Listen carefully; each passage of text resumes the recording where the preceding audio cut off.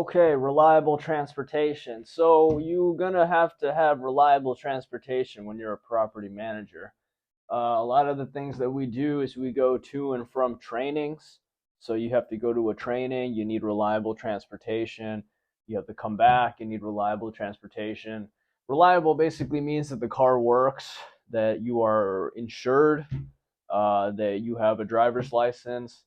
It's not enough to be on a bike or on bus because sometimes you have to transport files between properties. Sometimes you have to go to other properties.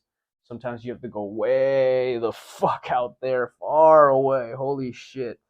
So, so you got to have reliable transportation. Ideally, you want to have a low gas consuming car. I know a lot of managers, they have families, so you need a bigger car. But if you can invest in like a low gas consuming car, a lot of managers have Priuses for this reason because they drive a lot. You can also get an electric vehicle. That's what I did. That also has its problems, but ideally, it helps out. I mean, I've always had a reliable transportation to get to and from trainings, so that's what's really important. I've also gone to different properties, so it's important to have that.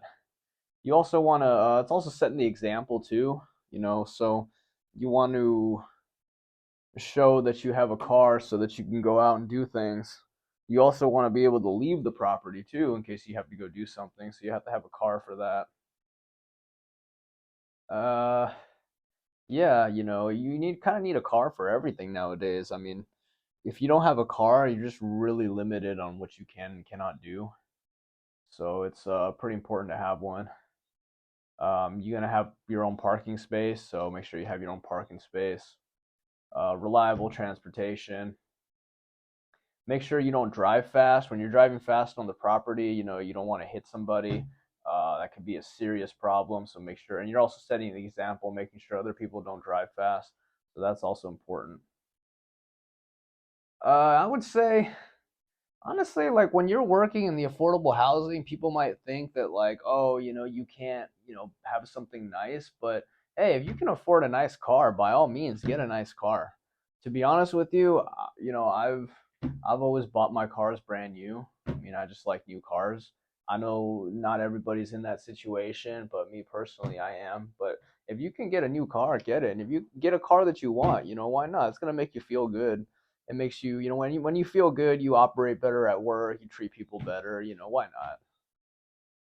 When I was operating in one area, I was managing an area, there was some very, very like, I would say jealous people because I mean I had just purchased my brand new car. It was a brand new 2021, car of the year. Like nobody had it. Had to get on a wait list. Somebody didn't bought it, didn't want it, so I just bought it. And so it was like something I was like very proud of too. But I remember that some of my coworkers who had old cars, they literally like just switched up on me. Like they just hated me after I had gotten that new car. Like they wouldn't come near me, and every time I'd pass by, they would just say bad things about the make and model of my car or how that make and model has problems. I don't know. Just ignore them. You're doing something right if people are just hating on you. Um, but keep that in mind. Yeah, if you get a new car in the affordable housing property management community, there'll be some haters who not gonna like that you have a new car. Not much you can do about it. But that shouldn't stop you from going out and getting nice things just because somebody's gonna hate on you. Like this person, like she had an old Mercedes and she was going off on like, oh, the Mercedes, it lasts 100,000 miles and they give you a new emblem. And every 100,000 miles you get a new emblem. So that tells you that it lasts for 500,000 miles or something like that.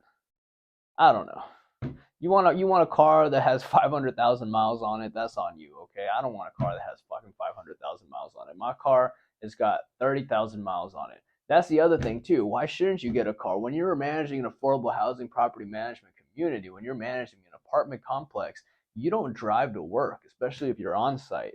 On site means you live where you work, so you don't need to drive to work. So the wear and tear on your vehicle is going to be significantly minimal compared to someone else who uses it every day. So in that case, why wouldn't you get a new car?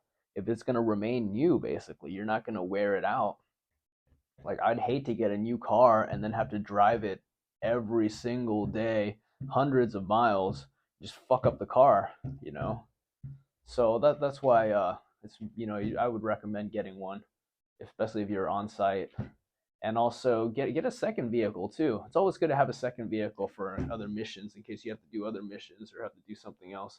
But it all ties into your affordable housing, property management. You need reliable transportation to do things. Sometimes you have to go meet a resident somewhere, collect some paperwork or something. So you need to have transportation, and you have reliable transportation, transport files. Yeah, definitely needed. I would definitely recommend that. And don't let other people determine what you can and cannot have. Like me, I didn't even care that people were talking shit that I got a new car. People are always going to talk shit, honestly. In this field, you're going to find that there's a lot of people who talk shit. They'll smile in your face and they'll sit there smoking their fucking cigarettes, smiling in your face, and then they'll go say something bad about you when you're not looking. And you know the type. You've seen them before. Okay? Uh I don't know what it is. I think it's just I wouldn't, just completely like, just start being jaded to everybody. Sometimes people don't like you today, but they'll like you tomorrow. And that's just how politics is. Sometimes you're popular today, you're not popular tomorrow.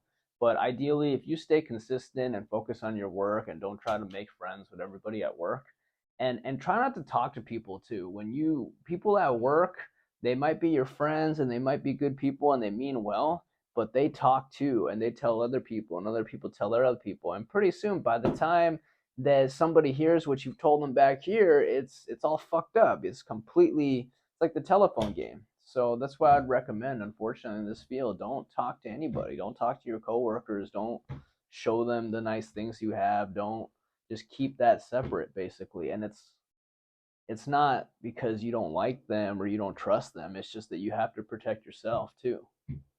You have to protect yourself. You have to protect your own interest, and your personal life is personal, honestly. Something like a car is kind of hard to hide because you park it outside, but other things you can hide. Other nice things you buy, you can hide. So, but that's my take on it. Happy Friday, everybody. See you soon. Have a great weekend.